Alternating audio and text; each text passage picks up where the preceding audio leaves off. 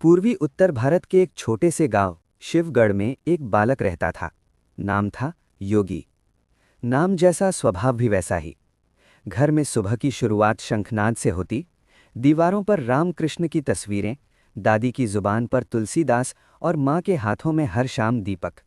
योगी को बचपन से ही सनातन की कहानियां सुनने का शौक था।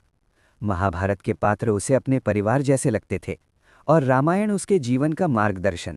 गांव के बाहर एक विशाल तालाब था। उस तालाब के ठीक बीचों बीच एक प्राचीन शिव मंदिर स्थित था। सैकड़ों वर्षों से एक परंपरा चली आ रही थी। हर वर्ष श्रावण मास में उस मंदिर पर भगवा झंडा बदला जाता था। परंतु उस तालाब में एक भयानक समस्या थी, मगरमच्छ।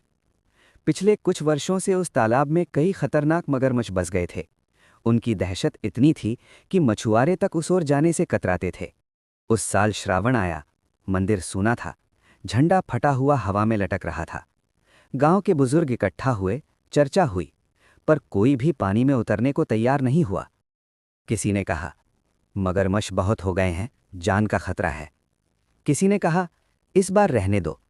पर तभी भीड़ के पीछे से एक पतली सी आवाज आई, अगर हम डर गए तो भगवा कौन थामेगा। सबने मुड़कर देखा। 10 वर्ष का योगी खड़ा था, नंगे पांव, माथे पर चंदन, आंखों में अद्भुत दृढ़ता। बुजुर्ग हंसे, अरे बच्चा है, इसे क्या पता मौत क्या होती है। पर योगी ने धीरे से कहा, मौत से पहले धर्म बड़ा होता है। सब सन्न रह गए। योगी ने मंदिर के चरणों में प्रणाम किया, भगवा झंडा उठाया और बिना किसी की परवाह किए तालाब में छलांग लगा दी। पानी में हलचल मच गई। लोग चीखने लगे। पर तभी पानी के भीतर से एक विशाल मगरमच्छ उभरा। लोगों की सांसें रुक गईं। पर योगी तैरता रहा। उसकी आंखें बंद थीं, होठों पर केवल एक मंत्र, ओम नमः शिवाय।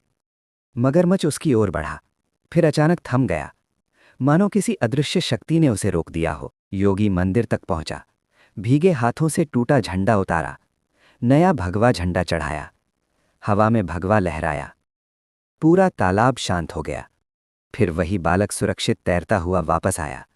जब वो किनारे पहुंचा, गांव के हर व्यक्ति की आंखों में आंसू थे। सबने एक स्वर में कहा, ये बच्चा नहीं, भविष्य का सन्यासी है। उस दिन के बाद योगी के भीतर कुछ बदल गया। वो और भी साधना में डूब गया और गांव वालों के लिए वो सिर्फ एक लड़का नहीं, सनातन की जीवित चेतना बन गया। सालों बाद लोग कहते थे, हमने उसे भगवा के लिए जान जोखिम में डालते देखा था। हमें तभी पता चल गया था, ये साधारण नहीं है। आज वही बालक उत्तर प्रदेश के महान मुख्यमंत्री योगी आदित्यनाथ जी हैं। और ऐसे ही जानकारी के लिए वीडियो को लाइक और चैनल को सब्सक्राइब जरूर करें। धन्यवाद।